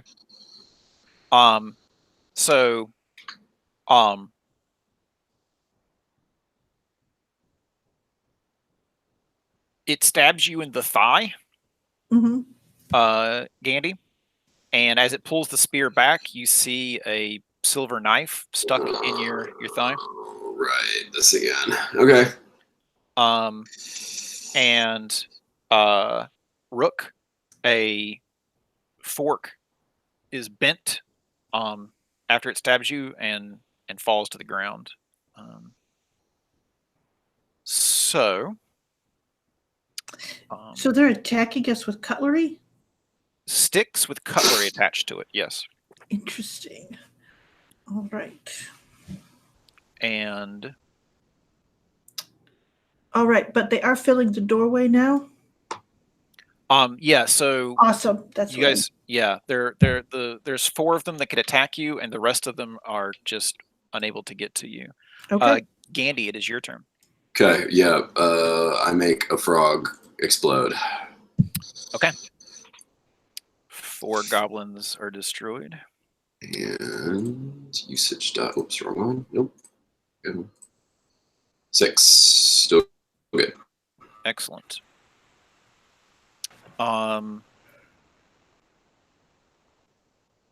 So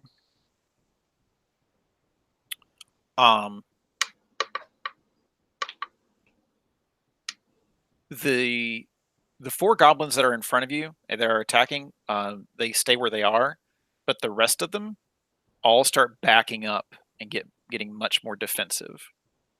Um, and let's roll for initiative again. Oh, okay. Okay. That time I passed. Okay.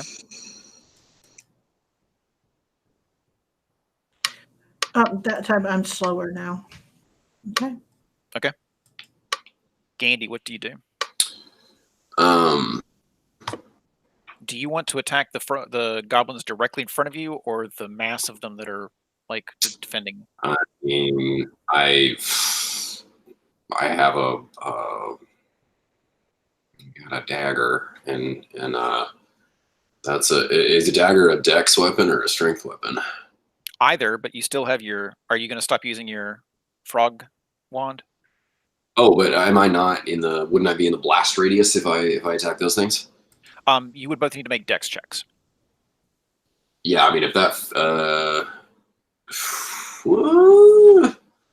that's a tricky one. Yeah, I'm worried I would just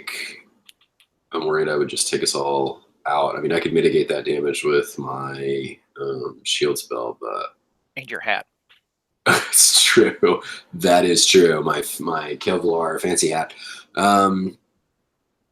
Yeah, sure. I mean, I think I'm pretty bummed out that I just took half my hit points from a spear, so I'm probably not thinking super clearly. So, yeah, frog grenade and do my best to alert everyone as to what's about to happen. Fire in the hole. Yeah. Okay. So, a frog appears directly behind the 4 goblins and explodes. Rook and Gandy, make dex checks, please. Okay.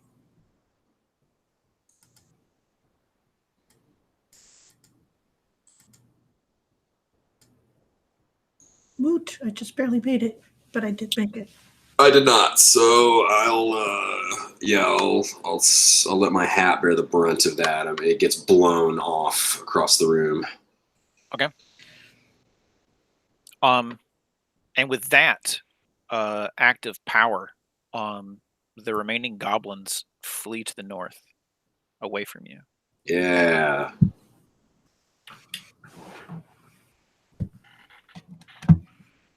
What do y'all do? I think we, let's see here. If we can catch a few on their way out just to winnow the numbers down, I probably will.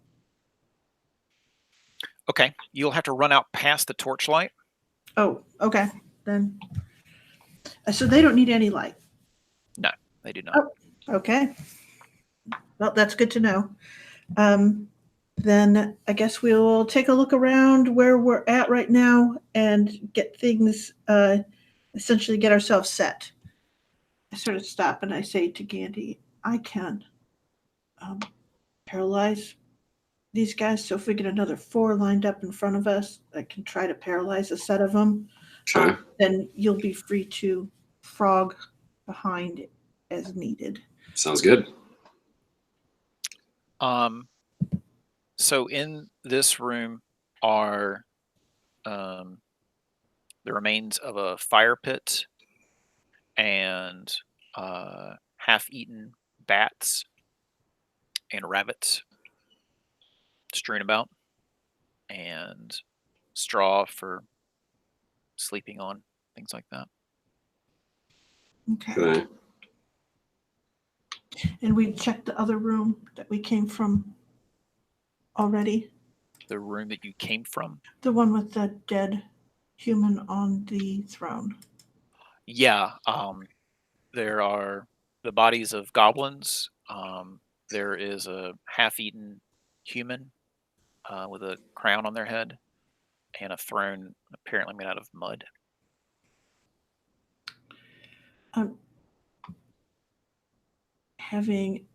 That throne is nasty. I mean, the crown is nasty, but we'll carefully pick it up with a stick.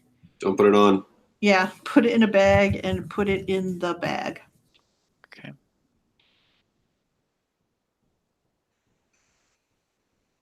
Okay, well, nothing else to do but keep moving forward, right? Mm-hmm. So, They went up to the north. yeah, they went to the north. Okay. Oof. What's in the south? So you've got two passageways, one to the north and one to the south. And then as you quickly look to the north, you see that there's another passageway heading eastward. Shall we head south first? Yeah. So yeah, not towards the goblins is probably a good first choice. How are you doing, Gandhi? Do you need a heal? Oh yeah, that would be great. I'm feeling a little worse for wear. Thank you for asking. Sure. Let's do that then. And I roll a d8 for how much he gets healed, and then I guess I make a usage. Yeah. So he gets 7 points back, which I don't. Oh wow, yeah, that's I only lost 3. I only have 6 total, but yeah. Thank you. And then with our spells or prayers, are those like d4s or d6s or what? You roll under your wisdom, I think. Oh, okay.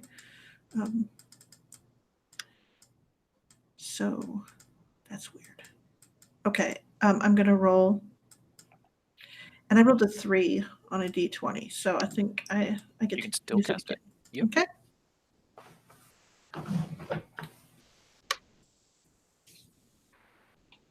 All right, so we go south. You go south. Okay. You're still in the same kind of architecture of walls crumbling and mud and muck. And you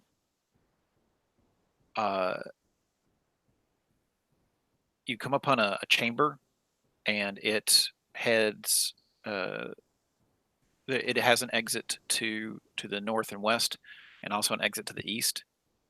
And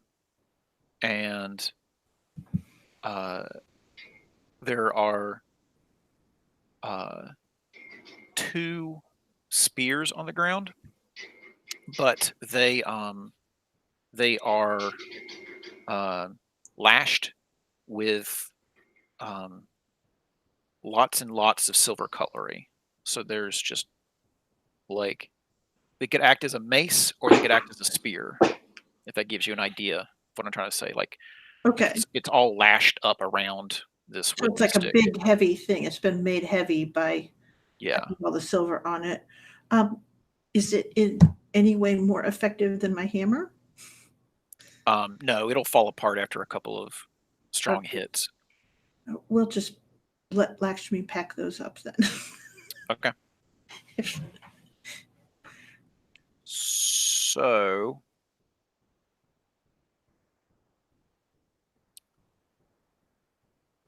I'm going to give you the benefit that you left some things in town at the inn. Oh, yeah. Okay. So, because Lakshmi. Yeah, we sold that stone thing and all that stuff. So, yeah. Or took it to the auction house, whatever you got to do. Yeah. So Lakshmi has about 3 more slots left. Okay. So there is a stone door to the east, and the passageway leads back to the west. You think it probably loops up back to where you were before. Okay. This stone door passageway, does that seem like in our sense of space for things? Would that head towards the temple? Yes. Okay. And does this look like a temple door at all?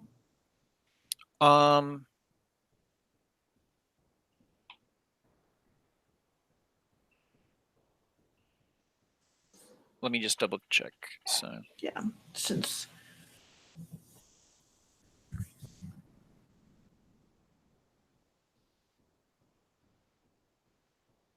The door, unlike the other doors that you've seen before, is made out of iron and not stone.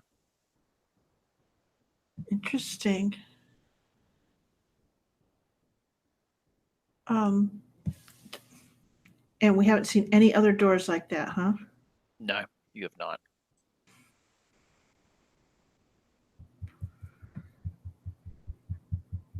Do you want to go through it? Yeah, I think so. Do we see a way through to it? Is it open, or does it have a lock, lever, latch? It appears to be locked. No, it appears to have a lock. It appears to have a lock. Yeah. But not be locked. But not be locked. I see. Yeah, let's check it out. Okay. Okay. The door opens towards you, and you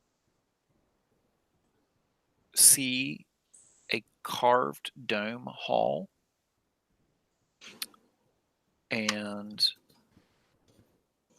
it has iron doors to the north, south, and west. There are many images carved into the dome that you can see. Looks like religious ceremonies, and the doors have some things carved into them, but you'd have to get closer to them to see. Does this seem like the temple itself, or like an antechamber to it? Oh, also, there are 4 sconces with torches that are lit. Mm. Okay.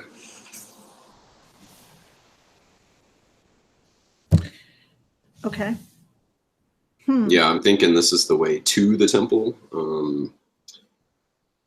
And that lits, although goblins don't need light, but obviously something's been coming and going through here. So, Rook, what do you think? I mean, we were given the option of just burying this place under rubble, blocking the entrance.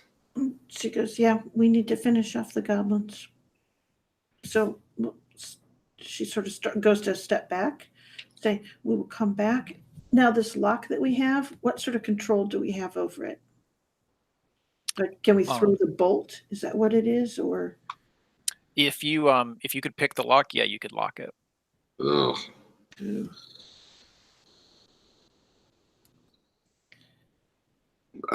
Yeah, well, we don't. Neither you nor I have any means by which to do that, do we? No, but we did pick up some spike things, so. Oh, right. We could try to the door. Yeah. We'll look at that later. Okay. Okay. So we're going back to follow the trail of goblins that fled north.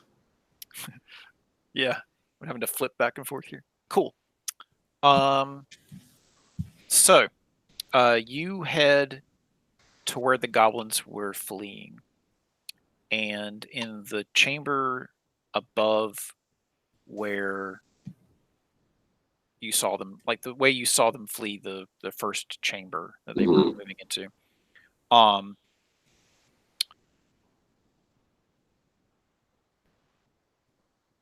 there is a lot of dirt in here, and it is piled like at least like a foot or so high, and there are many things sticking out of the dirt. There are mushrooms, there are fingers, there are weapons. There's at least one piece of gold.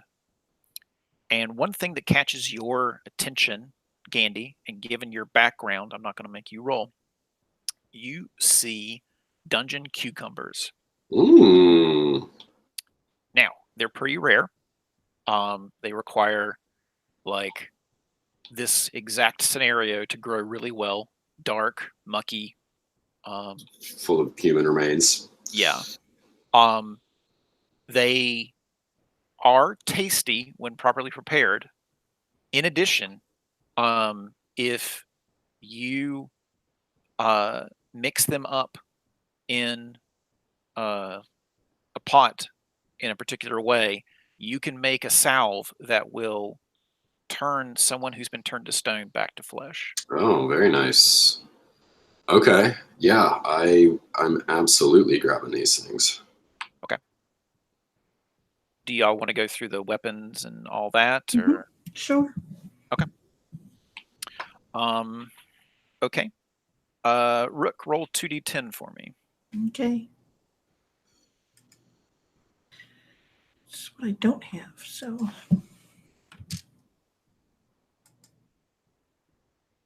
So I got a 6 and a 9. So you find 15 gold pieces. Okay.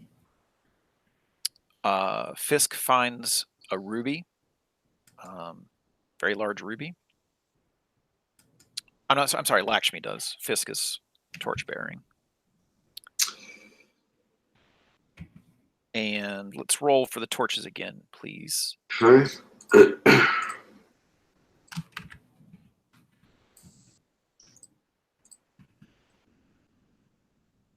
Both good. Okay. So the chamber exits to the north. Okay. I'll relate the information about the dungeon cucumbers to Rook, and remind her, if she needs reminding, that there is a stone. There is someone that was turned to stone in one of the chambers up above. Yeah, was that person that was recognizable at all?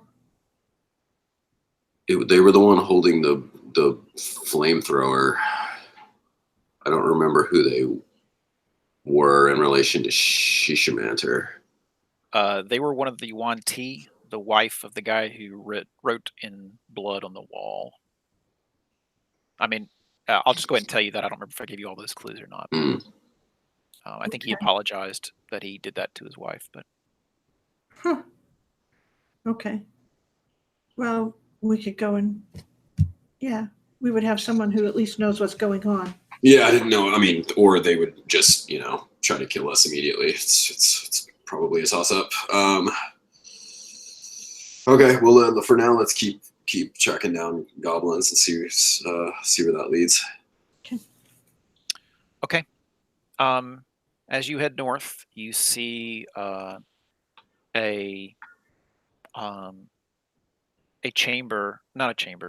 hallway leading to the west, and as you look further and further down it,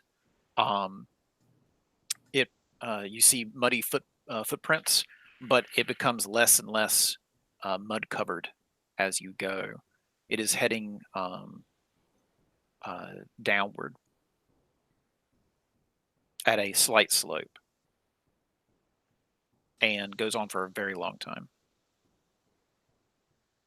Okay.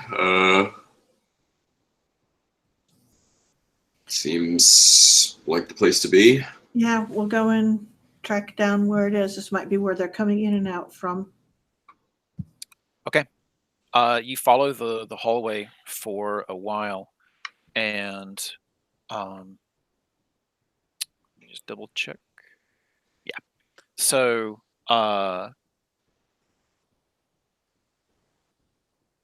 it goes on and it goes on and it goes on, and you come out to a cave by the river that leads into town. You could follow the river to town if you wanted to. Okay. Okay. It is dark out. The moons are up. So could we, if this is the way they're coming in and out, I mean, does solving the goblin problem mean just having our friend hire miners to block this passage off? That would certainly help. I suggest we go back, pull those boxes of cutlery out, get it dragged out here and set outside. And then we can see about getting it back to town, or then we know where they're at, so we can. Right. Does it seem like do we see like their footprints and stuff around here on the riverbank and stuff? Yeah, you do. I mean, we don't know how long they can last out away from this place. But we do know how to get to it over and over again until we get rid of them. Right. And I sort of look back at Fisk and Lakshmi and say, do you want to go get all that cutlery? I'm guessing Fisk wants to go over, renegotiate. What does Fisk want here? What is Fisk currently being offered? So I have a point from which to negotiate. I think they weren't being offered anything other than their pay, which had been paid by right. Kalitha. So you guys had mentioned a cut. Yeah. Sure. Give 10% each. Sorry, did you say 10% each? Yeah. That's what I was thinking. All right. Okay. They agree to that. All right. Okay.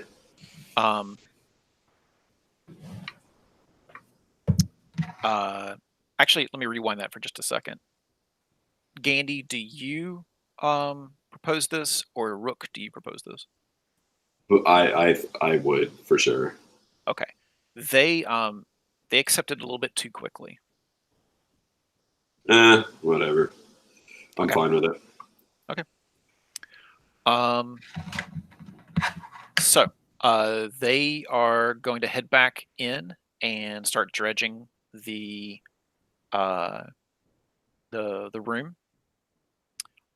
But in terms of the goblin problem, you still have a whole bunch of goblin eggs really close to them. Oh, yeah. We'll take care of those. Yeah. How do you want to take care of them? Could we? Could we pack in flammable, firewood and hay and just create a large fire in that chamber? Yes, you could. Okay. That seems worse than just killing them. Seems worse than? Yeah. Oh, well, I mean, are you thinking just go through and just stab and hit into the eggs? Oh, that sounds messy. Because I'm already messy. Yeah, I am too, and I fine. If you think I bow to your experience, you get to decide things related to killing things more than I do.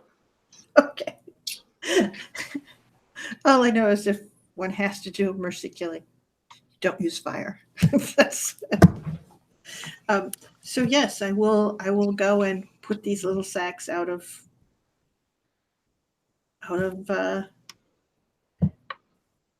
options. Okay. Okay, it's the next morning. Okay. You're standing at the riverbank. You have a whole bunch of silver cutlery that's been stolen from town. There are goblins that are going to be out and about in the forest, but they no longer have a place to live and probably won't be heading into town. Okay. You've essentially dealt with the goblin problem. Job done. So, end of game, heading home.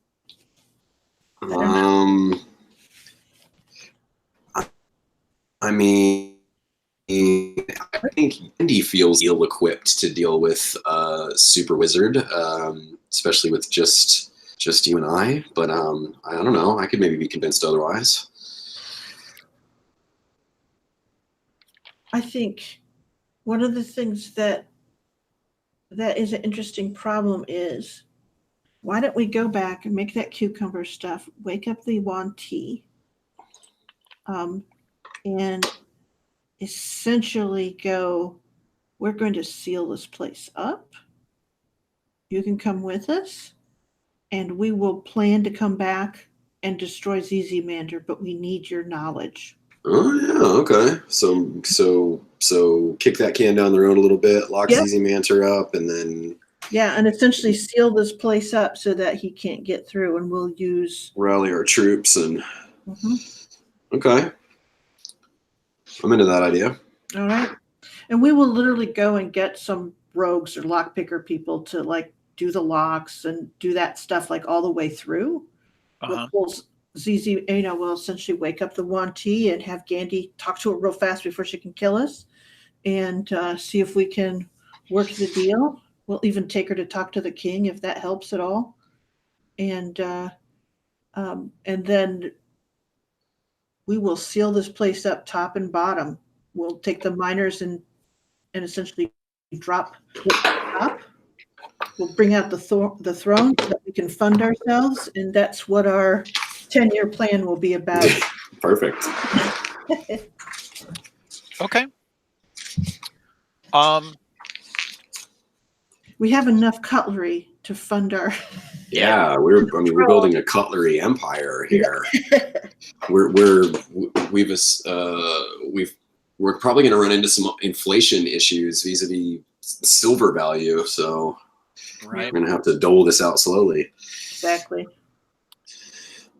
So you are, I imagine you're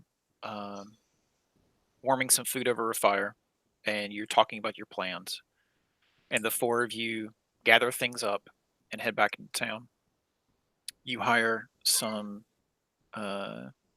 thieves to help you come along and lock some doors. You inform the hunters in the forest to be on the lookout for goblins. You head into the chamber where the stone Yuan Ti statue stands and bring her back to life. She realizes that decades have passed in a blink of an eye for her. She accepts your offer to go and talk to her king one last time. But in the end, thanks you for bringing her back to life. And she can seek out her brethren elsewhere in the world to possibly rejoin. But that will be her quest. Kalitha brings in the miners, and the entrances are sealed. And the problem of ZZ Manter falls to the future. I think we're done with the adventure, guys. All right. I'm into it. That was a lot of fun. That was a lot of fun. Yeah. Okay. Well, I'm going to stop the recording, and then we can debrief. So, Okay. do that.